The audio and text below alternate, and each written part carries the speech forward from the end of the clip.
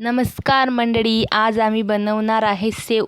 तर चला बनवूया. मी घेतलं आहे इथे जयश्रीचं बेसन आणि आम्ही घेतलं आहे 2 किलो बेसन, कारण माझ्या घरी आहे खूप मोठा कार्यक्रम, तर 2 किलो बेसन लागेलच आम्हाला. तर मी घेतलं आहे इथे ओवा आणि जिरेचं पावडर करून गाळून घेत आहे, कारण ते साच्यामध्ये अटकलं नाही पाहिजे म्हणून मस्त गाळून घ्यायचं. मग मी घेतलं आहे धने पण गाळून घ्यायचे, नाही तर ते चाळणीमध्ये अटकू शकतात. मस्त असे गाळून घेतले. मग मी घेतलं तिखट, मीठ आणि हळद यांना मस्त मिक्स करून पहिले मी तेल टाकले. तुमचं बेसन जास्त असेल तर तेल प्रमाणात टाका, जास्त झालं तरी ते खराब होऊ शकतात. मग मस्त असं मी मिक्स करून घेतलं. मिक्स केल्यावर मी आता थोडं पाणी टाकून मी याचा गोळा मळते. बेसन खूप आहे तर मळायलाही खूप वेळ लागेल. तोपर्यंत मी तुम्हाला सांगते का माझ्या घरी कार्यक्रम कशाचा आहे. तर माझ्या घरी गौरीपूजनचा कार्यक्रम आहे. तर अजून खूप पदार्थ आहे बनवायचे, जे की मी नंतर व्हिडिओ टाकणार आहे त्याची पण. तुम्हाला जर माझे व्हिडिओ आवडत असेल तर लाईक, शेअर आणि सबस्क्राईब करा. आणि माझ्या घरी कार्यक्रमाला तुम्ही नक्की या सर्वांनी. आणि जे तुम्हाला भिजवताना मी दाखवत आहे ते माझी ताई आहे, जे की ते हुंडा भिजवत आहे. आणि हुंडा आपला भिजून रेडी झाला आहे. आता तेल गरम करायला ठेवत आहे. आता शेगडी मोठी आहे तर तेल लवकरच तपेल. आता हुंड्याला एका साईडला करू, कारण त्याचे छोटे छोटे गोळे घेऊन त्याला पण आता नरम करावं लागेल. आता मी एक एक हुंडा घेऊन चुरून घेते. मी हुंडा मोठा घेतला आहे कारण साचा खूप मोठा आहे. आणि मस्त असं पाणी लवलव त्याला चुरून घेते.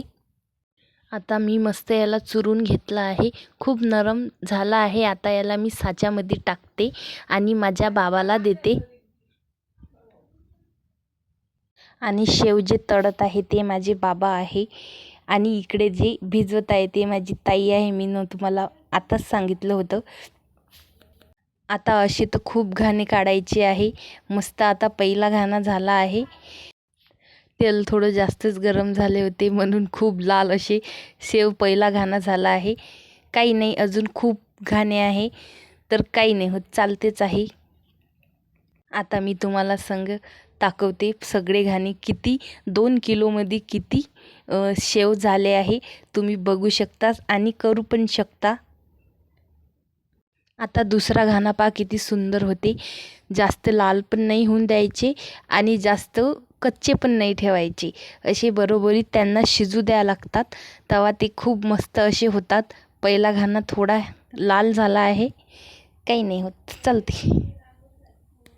पहा आता आपला दुसरा घाणा कसा झाला आहे. असा आता आपले शेव झाले आहे. तर आता मस्त याला काढून एका टपामध्ये ठेवून द्यायचे आहे. आता मी तुम्हाला दाखवणार आहे का 2 किलोमध्ये शेव किती झाले आहे.